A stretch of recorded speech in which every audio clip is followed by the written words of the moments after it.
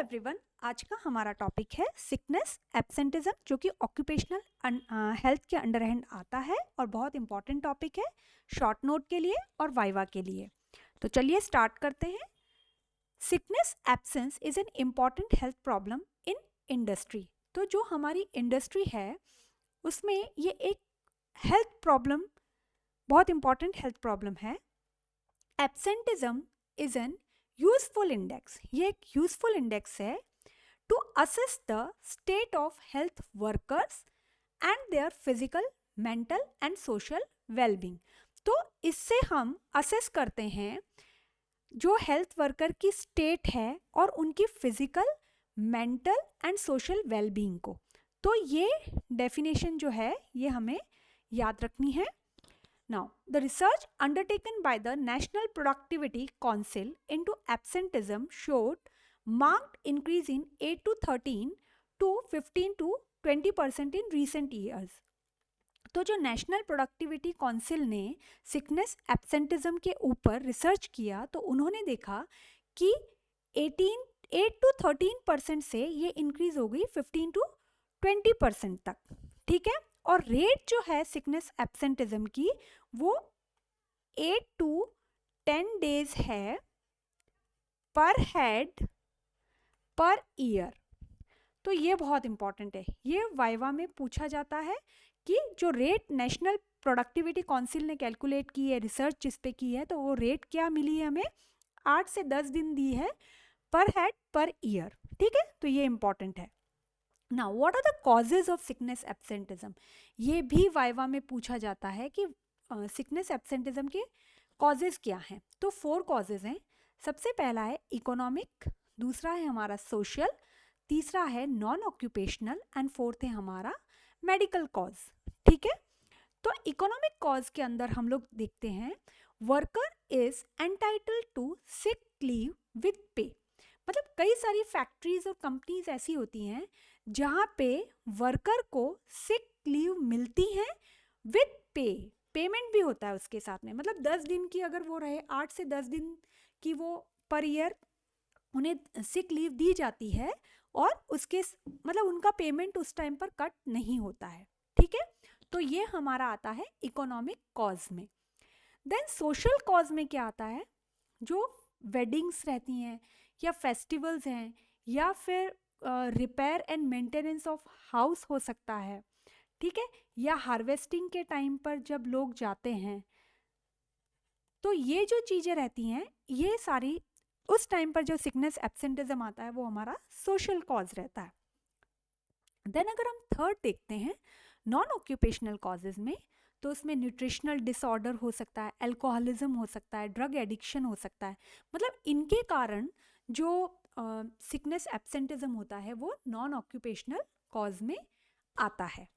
Then medical cause में अगर हम लोग देखते हैं तो वो हो सकता है हमारे ऑक्यूपेशनल एक्सीडेंट, जो कि मोस्टली 10% तक सिकनेस एब्सेंटिज्म में कैलकुलेट किए जाते हैं। Then mainly respiratory and alimentary illness जो होती है वो मेडिकल कॉज के अंदर ली गई है। उस टाइम पर जो सिक लीव दी जाती हैं वो मेडिकल कॉज में। तो 4 तरीके के जो कॉज हैं वो हमें पता होना चाहिए कि वाइवा में पूछा जाता है। Economic cause, social cause, non occupational cause and medical cause. ठीक है, नाउ अब सिकनेस एब्सेंटिज्म तो है कि हमने ये भी देख लिया कि सिकनेस एब्सेंटिज्म क्या होता है, उनके कॉजेज क्या हैं।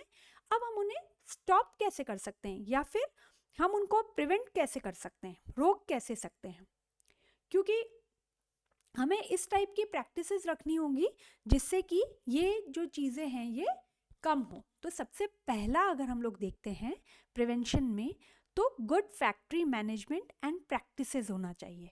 गुड फैक्ट्री मैनेजमेंट और प्रैक्टिसेस में क्या है कि हमें उनको प्रॉपर गियर्स देने होंगे।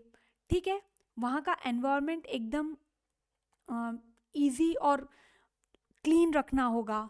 देन जो फैक्ट्रीज एक्ट जो रहता है, जो अभी हम लोग वीडियो में इसी में नेक्स्ट वीडियोस में देखेंगे, वो उनकी जो चीज़ें हैं उन्हें फॉलो करना होगा। स्पेशियस होना चाहिए उनका जो एनवायरनमेंट है। ठीक है, तो हमें उनकी मैनेजमेंट और प्रैक्टिसेस जो हैं वो प्रॉपर रखनी है। देन प्री प्लेसमेंट एग्जामिनेशन करना है, उनका पूरा हेल्थ चेकअप हमको कर कर रखना है ताकि कोई भी प्रॉब्लम हो तो वो पहले से ही पता लग जाए, ठीक है। हेल्थ चेकअप्स हमको करके रखना है उनका प्रॉपरली, उन्हें काम पर रखने से पहले। देन गुड ह्यूमन रिलेशंस हमें मेंटेन कर रखना है ताकि उन्हें बिल्कुल लोनलीनेस या ऐसा ना फील हो कि वो वहाँ पर उन्हें कुछ अच्छा नहीं लग रहा है या फिर वो अकेलापन फील ना करें। तो इनके लिए जो है वो एक गुड सोशल रिलेशन को हमें मेंटेन करने की कोशिश करना है। देन अर्गोनॉमिक्स का एप्लीकेशन करना है, ये बहुत इंपॉर्टेंट है। हमने अर्गोनॉमिक्स को देखा है, इसी चैनल पर आप इस वीडियो को जाकर चेक कर सकते हैं, तो डिटेल में आपको ये वीडियो मिल जाएगी। तो अर्गोनॉमिक्स का क्या मतलब होता है? Fitting the job to the worker, मतलब किसी भी वर्कर को उसके हिसाब से वर्क देना जिसके लिए वो सूटेबल हो, ठीक है। तो ये सारी चीज़ें हैं जिससे हम सिकनेस एब्सेंटिज्म को प्रिवेंट कर सकते हैं। तो मोस्ट कॉजेज़ हमें पता होना चाहिए, सिकनेस एब्सेंटिज्म के 4 कॉजेज़ हैं। देन क्या हम कैसे हम इसे प्रिवेंट कर सकते हैं और कैसे हम इसे रिड्यूस कर सकते हैं। तो अगर हमें कोई कहे कि हमें किसी भी फैक्ट्री या फिर किसी भी ऑर्गेनाइजेशन के लिए सिकनेस एब्सेंटिज्म को अगर कैलकुलेट करना है तो हम कैसे कैलकुलेट करेंगे? नंबर ऑफ वर्कर्स, जितने भी वर्कर्स हैं, ठीक है, नंबर ऑफ वर्कर्स एब्सेंट, कितने वर्कर्स जो हैं वो एब्सेंट है, इनटू नंबर ऑफ डेज, कितने डेज के लिए वो एब्सेंट है, ठीक है, number of days absent upon total working days, कितना टोटल वर्किंग डेज, कितने वर्किंग डेज हैं, ठीक है, एंड इनटू 100।